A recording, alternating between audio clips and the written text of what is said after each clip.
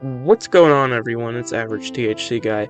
And today we're going to be telling not one, sorry, that was my phone, not two, but three stories about me doing a drug transaction very in near proximity to a police officer. So, for the first time in a while, I can actually spark a joint while I do this. Um, Smoke along with me if you don't mind. I like to feel part of a community. I've been doing this new method for rolling joints where instead of like twisting at the end, you like pinch it. Um, and it's actually given better airflow.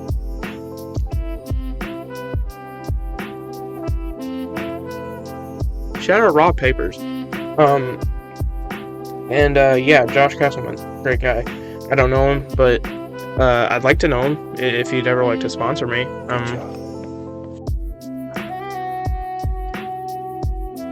Stupid fucking joints.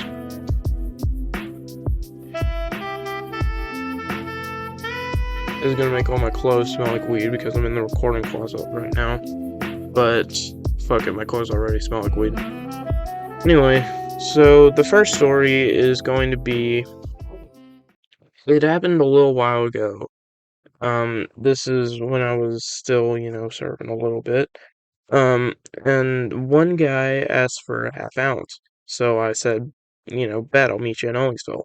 Because they lived in Ellingsville. And so when I went to meet them, while I was waiting on them, they took like fucking forever to get there. Uh, I saw behind me a police officer go through the drive-through. I was at a Dairy Queen, and yeah, and so I just had a fucking felony amount on me in a fucking Chipotle bag, and the cop just drove right by me. So after the cop left, the two guys got there, and I made the transaction, but that was fucking risky. I swear I waited on them for like a fucking hour, and there were like police looking cars fucking everywhere because it was right next to a car wash. There were like Ford Explorers.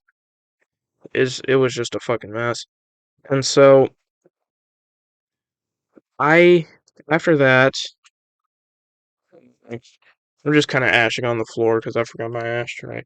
So after that, there was one time. So this was at the time when I had to go to a plug about 30 minutes away from my house. And we'll call this guy Roger.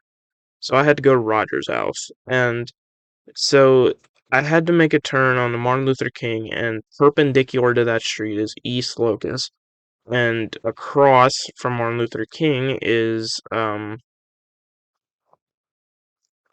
can't think of the name of it, but it's a street that he lives on. And so you go up, you make a left, and then you make another left, and there's his house. So I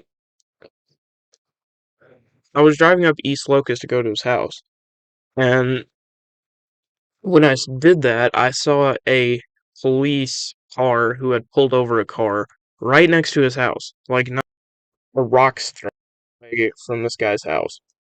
And so I I was scared that, I've been to deals where like there was a state trooper parked right outside somebody's house, so I just kind of bailed because I was spooked.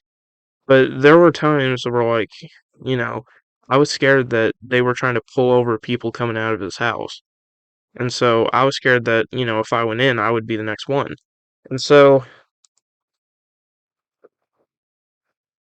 I went out to his house and I still bought the bud anyway because I needed it because, I was flipping at the time.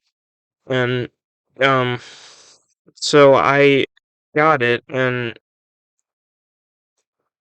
I took a different way back instead of driving past a police car, and I was actually able to just evade it.